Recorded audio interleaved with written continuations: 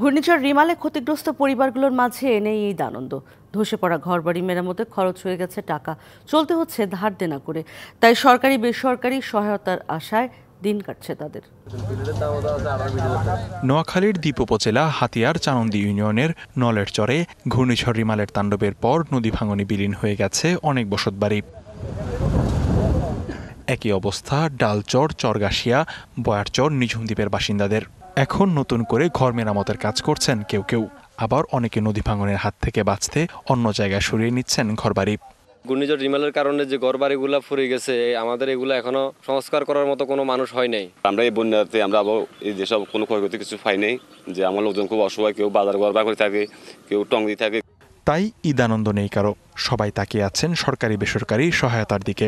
নইছে যে এই জন্য আমরা এখানে এসে এখন স্কুলের মাঠে থাকি। এখন কোথায় যাবো কোথায় থাকবো আমাদের এরকম থামতিত নাই, যেখানে আমাদের থাকার কিছু নেই। এখানে ঈদ কিসের, ঈদ তো আমাদের নাই। অন্যান্য বছর ঈদটা যে হাসি খুশি ছিলাম, এই ঈদের আমাদের অনেক দুঃখ, নিজের ঘরবাড়ি নাই। ক্ষতিগ্রস্ত এলাকাবাসীর দাবি টেকসই বেড়িবাঁধ নির্মাণের। বেড়িটা সংস্কার করে, বেড়ির কাজটা করে, তাহলে আমরা কিন্তু উপকৃত হব। আমরা যাগো ঘরবাড়ি চলে গেছে, আমাদের দুঃখ নাই, বাকি এলাকা টিকলে হয়তো আমরা একটু স্বস্তি পাবো।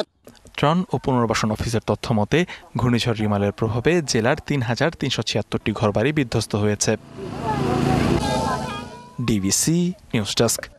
ঢালাইয়ে দৃঢ়তা, নির্মাণে নিশ্চয়তা, প্রিমিয়ার সিমেন্ট, ঢালাইয়ের রাজা।